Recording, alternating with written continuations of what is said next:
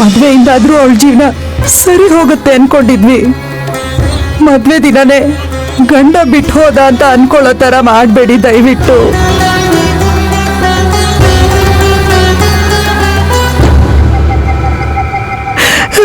ನಿಮ್ ಕಾಲ್ ಹಿಡ್ಕೊಂಡ್ರು ಹಿಡ್ಕೋತೀನಿ ನಾನು. ದಯವಿಟ್ಟು ನನ್ ಮಗಳಿಗೆ ಅನ್ಯಾಯ ಮಾಡಬೇಡಿ. ಪ್ಲೀಸ್ ಎದ್ದೇಳಿ, ಎದ್ದೇಳಿ. ಯಾಕೆ ಹೀಗೆ ಮಾಡ್ತಿದ್ದೀರಾ? ನನಗಿಷ್ಟ ಇಲ್ಲ ಅಂತ ಹೇಳಿದ್ರು ಯಾಕೆ ಬಲವಂತ ಮಾಡ್ತಿದ್ದೀರಾ? ನೀವು ಅಗ್ನಿಸಾಕ್ಷಿ ಅಂತ ಹೇಳ್ಬಿಡಿ, ನನ್ನ ಮನಸ್ಸಾಕ್ಷಿ ಹೇಳೋ ಹಾಗೆ ನನ್ನ ನಡ್ಕೊಳಕ್ ಬಿಡಿ. ನಾನು ನೈನಿ ಜೀವನ ಹಾಳು ಮಾಡಬೇಕು ಅಂತ ಬಯಸ್ಲಿಲ್ಲ, ಹಾಗಂತ ಇನ್ನ ನಾನು ಮಾಡೋದಕ್ಕೂ ಏನೂ ಇಲ್ಲ. ಅಯ್ಯೋ,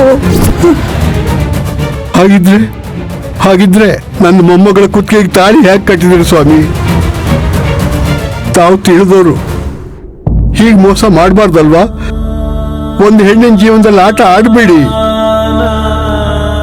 ನೀವು ಪ್ರಶ್ನೆ ಮಾಡಬೇಕಾಗಿರೋದು ನನ್ನನ್ನಲ್ಲ, ನಮ್ಮ ಡ್ಯಾಡಿನ.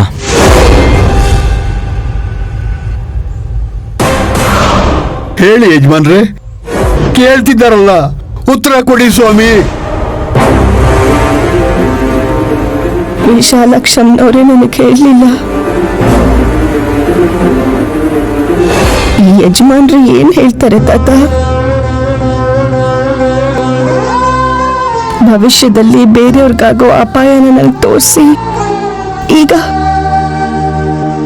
ನನಗೆ ಕಷ್ಟ ಬರುತ್ತೆ ಅಂತ ಹೇಳ್ದೆ ಆ ತಾಯಿ ಸುಮ್ಮನಾಗೋದ್ಲು. ಇಷ್ಟೊಂದು ಅನ್ಯಾಯನ ಅನಿಷ್ಟನ ಯಾವ ಮದ್ವೆಲೂ ನೋಡಿಲ್ಲಮ್ಮ. ಮದ್ವೆ ಆದ್ರೂ ಕೂಡ ನಂಗ್ ಮದ್ವೆನೇ ಆಗಿಲ್ಲ ಅನ್ನೋ ಮದ್ಮಗನ್ನ ಇವತ್ತೇ ನೋಡ್ತಿರೋದು. ನೋಡಿ, ನಮ್ಮ ಡ್ಯಾಡಿ ನಿಮ್ಮೆಲ್ರಿಗೂ ಏನ್ ಹೇಳ್ತಾರೋ ಏನ್ ಮಾಡ್ತಾರೋ ಅಂತ ನನಗೆ ಗೊತ್ತಿಲ್ಲ. ಆದ್ರೆ ನಾನು ಹೇಳ್ತಿದ್ದೀನಿ, ಈ ಮದುವೆಯಿಂದ ನಾನಾಗ್ಲಿ ನೈನಿ ಆಗ್ಲಿ ಯಾವುದೇ ಕಾರಣಕ್ಕೂ ಸಂತೋಷವಾಗಿರಲ್ಲ.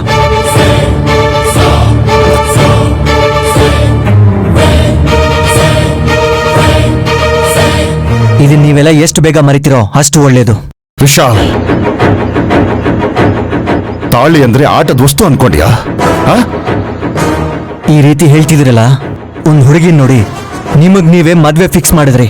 ನನ್ನನ್ನು ಕೇಳಿದ್ರ? ನನ್ನ ಇಷ್ಟ ಏನು ಅಂತ ಕೇಳಿದ್ರ? ಅದನ್ ಬಿಟ್ಟು ಹಾರ್ಟ್ ಅಟ್ಯಾಕ್ ಬಂದಿದೆ ಅಂತ, ನಾನು ಸತ್ತೋಗ್ತೀನಿ ಅಂತ ನನ್ನನ್ನು ಹೆದರಿಸಿ ಬಲವಂತದಿಂದ ಮದ್ವೆಗೆ ಒಪ್ಸಿದ್ರಿ. ಡ್ಯಾಡಿ, ಮೋಸ ಮಾಡಿದ್ದು ನೀವು. ಈಗ ಎಲ್ರ ಮುಂದೆ ನಾನೇನೋ ಮೋಸ ಮಾಡಿರೋ ಹಾಗೆ ನನ್ನನ್ನು ಕ್ವಶನ್ ಮಾಡ್ತಿದ್ದೀರಾ? ಹಾರ್ಟ್ ಅಟ್ಯಾಕ್ ಅಂತ ಹೇಳಿದ್ದು ನನ್ನ ತಪ್ಪೆ. ನನಗೆ ನಿಜವಾಗ್ಲೂ ಆರೋಗ್ಯ ಚೆನ್ನಾಗಿಲ್ಲ ಅನ್ನೋದು ನಿನಗೆ ಗೊತ್ತು ತಾನೆ? ನೈನಿ ಜೊತೆ ನಿನಗೆ ಯಾಕೆ ಮದುವೆ ಮಾಡಿಸಿದ್ವಿ ಅಂತ ಒಂದಲ್ಲ ಒಂದಿನ ನಿನಗೆ ಗೊತ್ತಾಗತ್ತೆ.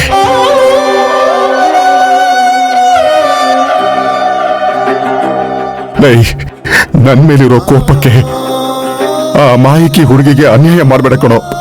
ಪ್ಲೀಸ್, ನಿನ್ ಕೈ ಮುಗ್ದು ಕೇಳ್ಕೊತೀನಿ, ಪ್ಲೀಸ್ ಕಣೋ. ಡ್ಯಾಡಿ, ನೀವಿಷ್ಟೆಲ್ಲ ಕೇಳೋ ಅವಶ್ಯಕತೆ ಇಲ್ಲ. ಮದ್ವೆನೂ ಒಂದು ಕೆಲಸ ಅನ್ಕೊಳ್ಳಿ.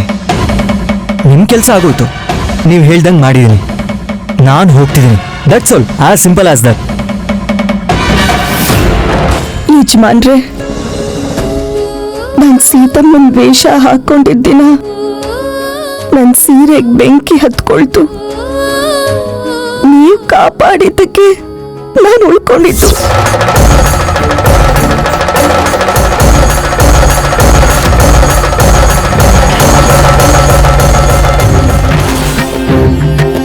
ಭಗವತ್ಪದ ಪಂಕಜ ರಜಲೀಶಂ ಪತ್ಯಾ ಮೌಲೇ ಧಾರಯತಂ.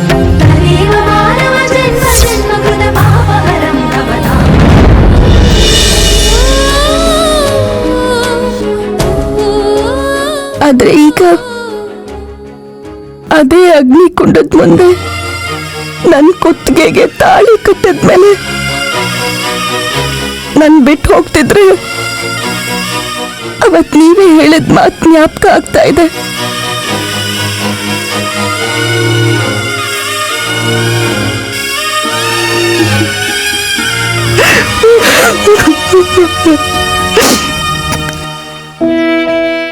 ನಾನ್ ನಡೆದಿರೋದ್ರ ಬಗ್ಗೆ ಯೋಚನೆ ಮಾಡಲ್ಲ, ಮುಂದಾಗೋದ್ರ ಬಗ್ಗೆ ಹೆದರಿಕೆನೂ ಇಲ್ಲ ಅಂತ ಹೇಳಿದ್ರಿ. ನೀವ್ ಹೇಳಿದ್ದು ಅರ್ಥ ಆಯ್ತು ಯಜಮಾನ್ರೆ. ನೀವು ಕಾಪಾಡಿರೋ ಈ ಜೀವಕ್ಕೆ ಈಗ ಎಲ್ರ ಮುಂದೆ ಅವಮಾನ ಆಗ್ತಿದೆ. ಅರ್ಥ ಏನು ಯಜಮಾನ್ರೆ? ಯಾಕೆ ಹೀಗ್ ಮಾಡಿದ್ರಿ?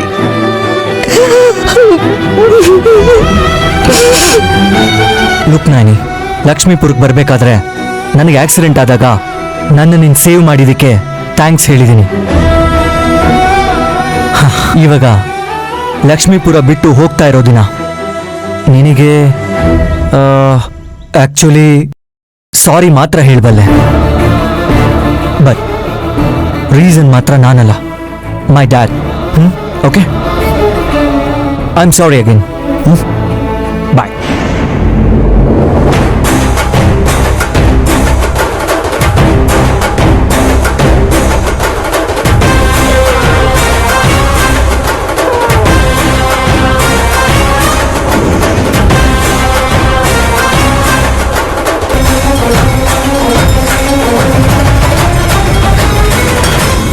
ವಿಶಾಲ್, ವಿಶಾಲ್,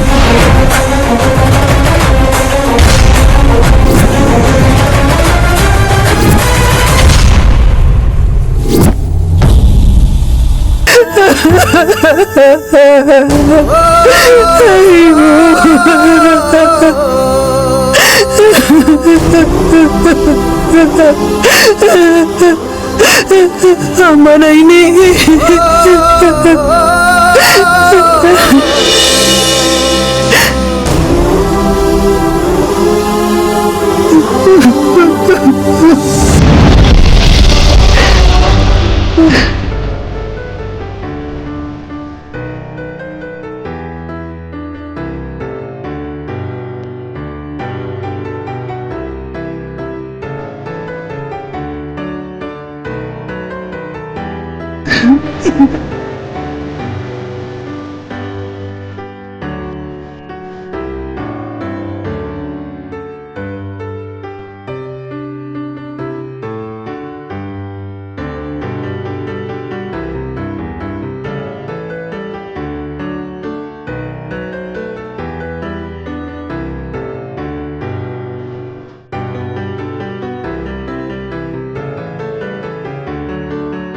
ದೊಡ್ಡ ಯಜಮಾನ್ರೆ, ವಯಸ್ಸಿನಲ್ಲಿ ನಾನು ದೊಡ್ಡವನಾಗಿದ್ರು ಕ್ಷಮಿಸು ಅಂತ ನಾನು ನಿನ್ನನ್ನು ಕೇಳ್ಕೊತೀನಮ್ಮ.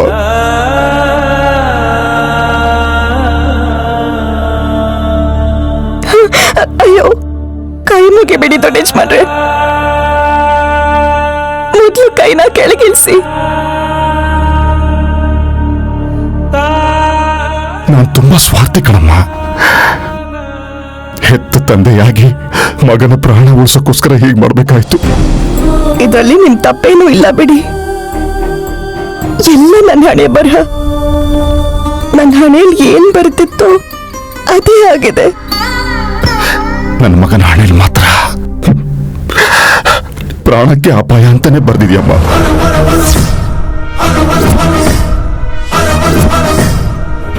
ಏನ್ ಹೇಳ್ತಿದ್ದೀರಾ ನೀವು?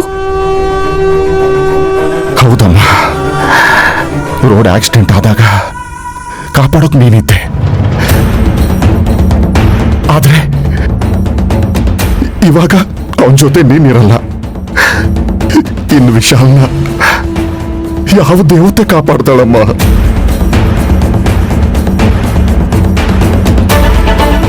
ಇನ್ಯಾವ ತೊಂದರೆ ಆಗುತ್ತೆ ಯಜಮಾನ್ರೆ? ಗೊತ್ತಿಲ್ಲಮ್ಮ. ನೀನು ಅವನು ಪ್ರಾಣಕ್ಕೆ ಆಸರೆ ಆಗಿರ್ತೀಯ ಅಂತ ಮಗನ ಮೇಲಿನ ಪ್ರೀತಿಗೆ ನಿನ್ನನ್ನು ಅವನಿಗೆ ಕೊಟ್ಟು ನಾನು ಮದುವೆ ಮಾಡಿಸ್ದೆ. ಆದರೆ ಅವನು ಮೋಸ ಮಾಡ್ಬಿಟ್ಟ.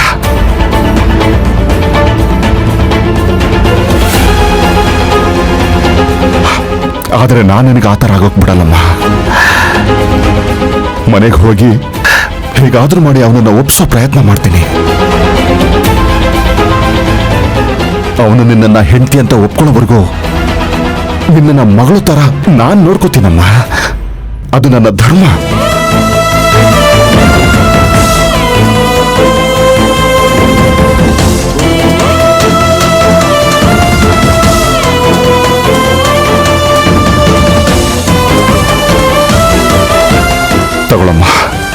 ಇದನ್ನಿಟ್ಕೋ. ಬೇಕಾಗಿಲ್ಲ ಬೇಕಾಗಿಲ್ಲ.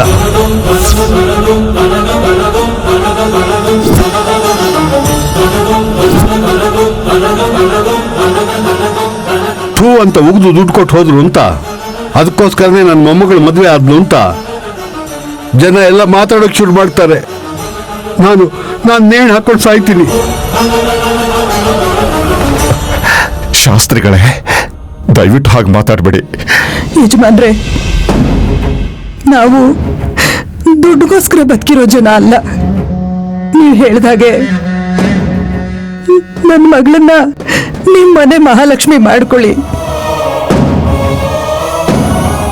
ಆ ಮಾತನ್ನು ಮುಳಿಸ್ಕೊಂಡು ನಮ್ಮನ್ನೆಲ್ಲ ಬದುಕಿಸ್ಕೊಡಿ.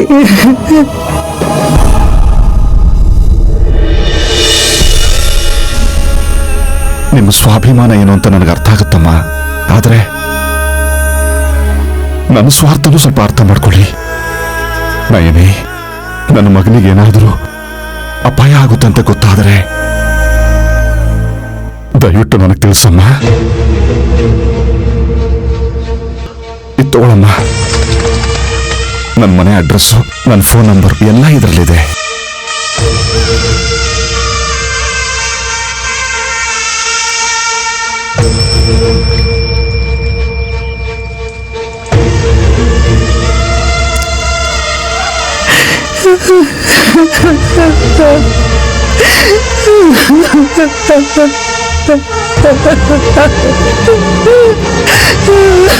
ವಿಶಾಲಾಕ್ಷಮ್ಮ ತಾಯಿ, ನನ್ ಗಂಡ ಅಪಾಯದಲ್ಲಿದ್ದಾರೆ ಅಂತ ಮಾವ ಹೇಳ್ತಿದ್ದಾರೆ. ಏನಾಗುತ್ತೆ ಅನ್ನೋದನ್ನ ನನಗೆ ಗೊತ್ತಾಗೋ ಹಾಗೆ ಮಾಡಮ್ಮ. ನೈನಿ, ಸಾಕ್ ನಿಲ್ಸು. ಮೋಸ ಮಾಡಿ ಹೋದವ್ರ ಕ್ಷೇಮದ ಬಗ್ಗೆ ಯೋಚನೆ ಮಾಡ್ತಿದ್ದೀಯಾ? ಮದುವೆನೇ ಬೇಡ ಅಂತ ನಿನ್ನನ್ನು ಬಿಟ್ಟು ಹೋದವನ್ನ ಕಾಪಾಡು ಅಂತ ಅಮ್ಮನವ್ರನ್ನ ಮತ್ತೆ ಕೇಳ್ಕೊತೀಯಾ? ಅವ್ರಿಗೆ ಕಷ್ಟ ಬಂದ್ರೆ ಏನಂತೆ, ಅಪಾಯ ಆದ್ರೆ ಏನಂತೆ? ಹಾಳಾಗಿ ಹೋಗ್ಲಿ.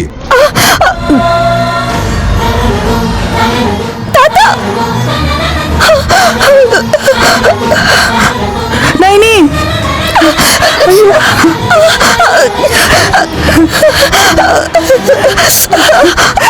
ನೈನಿ, ಏನ್ ಮಾಡ್ತಾ ಇದೀಯ? ಸುಟ್ಟು ಹೋಗುತ್ತಮ್ಮ, ನಿನ್ ಕೈಯೆಲ್ಲ ಸುಟ್ಟು ಹೋಗ್ತಾ ಇದೆ. ಅಯ್ಯೋ, ಸುಟ್ಟು ಹೋಗ್ತಾ ಇದೆ. ಅಯ್ಯೋ, ಸುಟ್ಟು ಹೋಗ್ತಿದೆ. ನೈನಿ, ಏನಮ್ಮ ಇದು? ಅಮ್ಮ, ಸುಟ್ಟು ಹೋಯ್ತಮ್ಮ. ಸುಟ್ಟು ಹೋಗ್ತೈನಿ, ಸುಟ್ಟು ಹೋಗ್ತಿದೆ ಅಮ್ಮ. ಅಮ್ಮ, ಎಲ್ಲ ಸುಟ್ಟು ಹೋಗ್ತಿದೆ ಅಮ್ಮ. ಯಜಮಾನ್ರಿಗೆ ಅಪಾಯ ಆದ್ರೆ ಅವ್ರಿಗೆ ನಾನು ಹೇಗ್ ತಿಳಿಸ್ಲಮ್ಮ? ಅಯ್ಯೋ, ಈಗ ನಾನು ಏನ್ ಮಾಡ್ಲಿ? ತಮ್ಮ, ತಾತ, ಯಾಕೆ ಹೀಗ್ ಮಾಡಿದ್ರಿ ತಾತ? ಯಜಮಾನ್ರನ್ನ ಕಾಪಾಡ್ಕೋಬೇಕು ತಾತ. ಅವ್ರಿಗೆ ಬರುವ ಅಪಾಯ ಏನು ಅಂತ ಗೊತ್ತಾದ್ಮೇಲೆ ತಿಳಿಸಕ್ಕಾಗ್ದೆ ಹೋದ್ರೆ ಬದುಕಿದ್ದು ಏನ್ ಪ್ರಯೋಜನ ತಾತ? ತ್ಯಾಗ ಮಾಡಿ ಮಾಡಿ ನೀನ್ ಮೋಸ ಹೋಗಿದ್ಯಾ ಅಂತ ಗೊತ್ತಿಲ್ಲಮ್ಮ ಅವ್ರಿಗೆ. ಕ್ಷಮೆ ಕೇಳೋದು ಬಿಟ್ಟು ದುಡ್ಡು ಕೊಟ್ಟು ಹೋಗಿದ್ದಾರೆ. ಅಂತವ್ರ ಬಗ್ಗೆ ಯೋಚನೆ ಮಾಡಕ್ ಹೋಗ್ಬೇಡ. ಅವ್ರಿಗೆ ಬೇಕಾಗಿದ್ದು ನಿನ್ನ ದೂರದೃಷ್ಟಿನೇ ಹೊರತು ನೀನಲ್ಲಮ್ಮ. ಮನುಷ್ಯರು ಮತ್ತು ಮನಸ್ಸುಗಳ ಜೊತೆ ಆಟ ಆಡೋರ್ನ ಮರ್ತು ಬಿಡು ಅಷ್ಟೇ.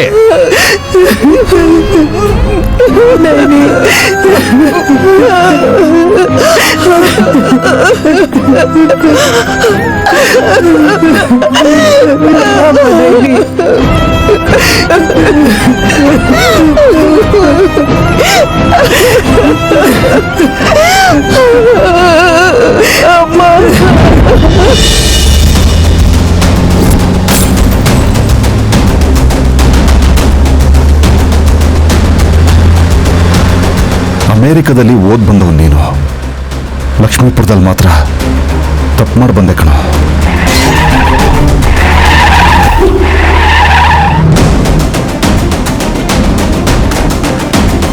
ಹುಡುಗಿನ ಬಿಟ್ಟು ಬರ್ತಿರೋದು ತಪ್ಪು ಅಂತಿದ್ದೀರಲ್ಲ, ಮತ್ತಮ್ಮ ನನ್ನನ್ನು ಬಿಟ್ಟು ಹೋದ್ರಲ್ಲ, ಅದನ್ನೇನಂತೀರಾ? ವಿಶಾಲ್, ನನ್ನನ್ನು ಹೆತ್ತವರಿಬ್ರು ಒಬ್ರಾದ್ಮೇಲೆ ಒಬ್ರು ಮೋಸ ಮಾಡಿದ್ರು. ನಾನು ಅಮೆರಿಕಾಗೆ ಹೋಗಿದ್ದು ಬರೀ ಓದೋಕ್ ಮಾತ್ರ ಅಲ್ಲ, ಇಂಡಿಯಾಲಿ ನನ್ನನ್ನು ಕಾಡ್ತಿದ್ದ ನೆನಪುಗಳಿಂದ ದೂರ ಇರೋದಕ್ಕೆ. ಮತ್ತೆ ಬಂದಿದ್ದು ಮದುವೆಗೋಸ್ಕರ ಅಲ್ವೇ ಅಲ್ಲ, ಈಗ ನನಗೋಸ್ಕರ ಇರೋ ಅಮ್ಮನಿಗೋಸ್ಕರ.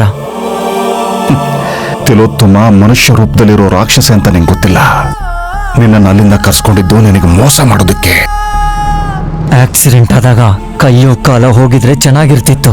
ಯಾಕೆ ಈ ಥರ ಮಾತಾಡ್ತೀಯ ವಿಶಾಲ್? ಎಸ್, ಆ ರೀತಿ ಆಗಿದ್ದಿದ್ರೆ ನನ್ನ ಕೆರಿಯರ್ ಮಾತ್ರ ಪೋಸ್ಟ್ಪೋನ್ ಆಗ್ತಿತ್ತು. ಆದರೆ ಇವಾಗ ನನ್ನ ಲೈಫೇ ಹಾಳಾಗೋಯ್ತು ಡ್ಯಾಡಿ.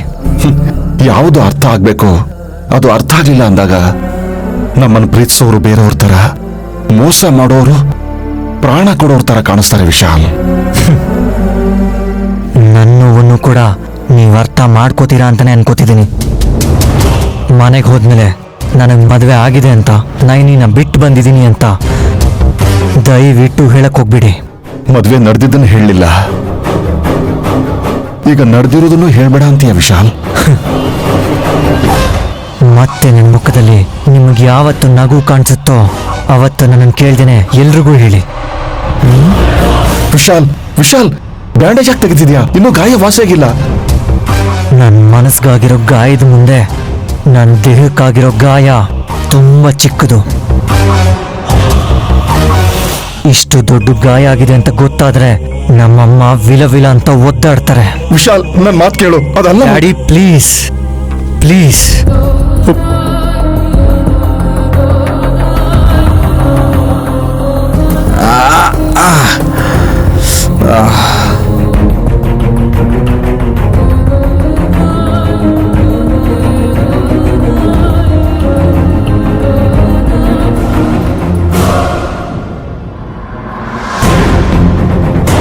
ಸಿಟಿಗೆ ತಲುಪೋದಕ್ಕೆ ಟೈಮ್ ಆಗುತ್ತೆ, ನೀವು ಮಲ್ಕೊಳ್ಳಿ.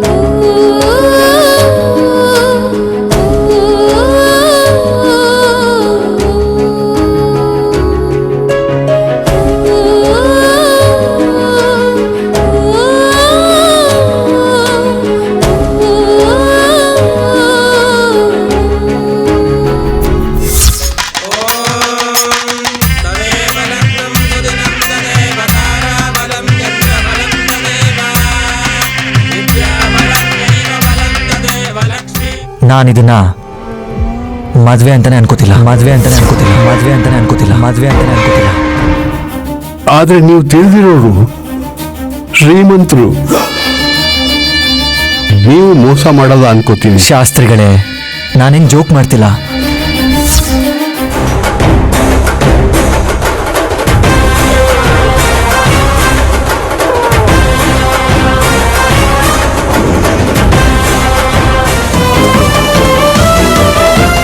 ತಗೊಳಮ್ಮ, ಇದನ್ನ ಇಟ್ಕೋ. ಬೇಕಾಗಿಲ್ಲ ಬೇಕಾಗಿಲ್ಲ.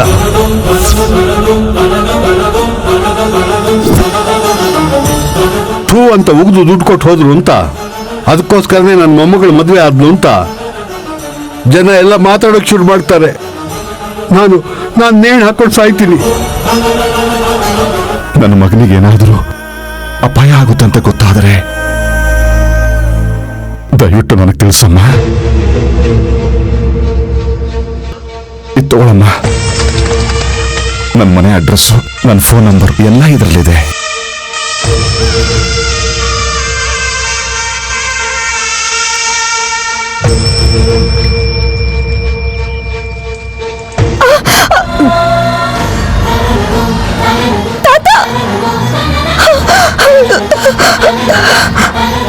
ನೈನಿ, ಅಯ್ಯೋ.